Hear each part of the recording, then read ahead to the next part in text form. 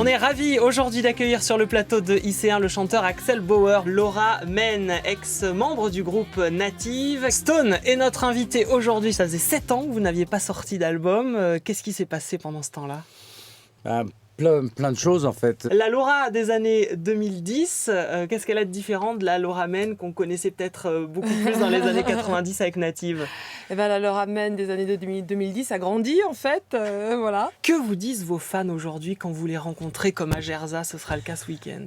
Eh ben nos fans, elles ont vieilli avec nous. Le spectacle présenté à la Comédie s'appelle Selected Song, on pourrait le traduire par morceaux choisis. Comment vous les avez choisis ces morceaux ? C'est l'humeur. Bien sûr, il ne change pas énormément parce qu'on ne peut pas préparer 80 chansons. Dans la chanson Rien ne s'oublie, vous évoquez des cargos de nuit. Est-ce que c'est un clin d'œil volontaire, complètement involontaire ? Et au-delà de ça, quel regard vous portez sur ces chansons qui vous ont rendu célèbre ?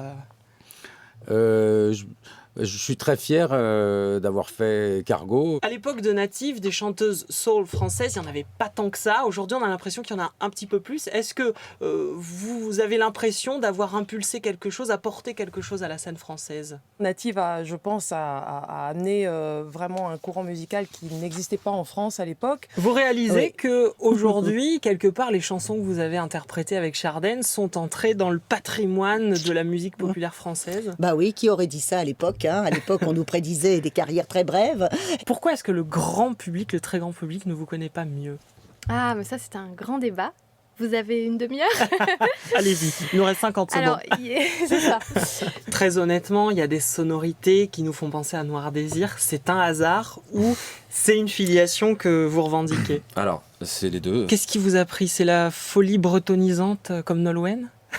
Alors, écoutez, il se trouve que je suis 50% bretonne. Racontez-nous comment et quand vous avez pris conscience que vous pouviez être le sosie de Psy. Alors tout s'est passé à la fin de l'année dernière. Vos propos sont parfois durs. Vous dites dans le spectacle à propos d'Achille Zavata, il a fait rêver tout le monde, mais moi il m'a pourri mon enfance. Il était si peu drôle que ça, Achille Zavata, dans la vie. Ouais, c'était un mec, comme beaucoup d'artistes, pas beaucoup de temps, un super ego. Pendant de nombreuses années, vous jouiez un personnage dans une série à succès sur France 3. Le passage de la télévision au cinéma, c'est compliqué. C'est vrai que de repasser de la télé au cinéma, c'est plus compliqué, surtout en France. Alors, quel est votre métier à la base ? Alors à la base, j'étais consultant en business, donc j'ai aidé les entreprises à se développer. Donc là, vous changez de vie complètement, Totalement. Du coup. Vous qui êtes comédien, si un jour un producteur vient vous voir ou un réalisateur et vous demande de jouer le rôle de votre grand-père dans un film, vous acceptez ou vous refusez ? Ça dépend combien ils payent. Ah, les artistes, c'est l'argent qui les intéresse maintenant. C'est fini maintenant, monsieur. Il y a des charges, on a des frais.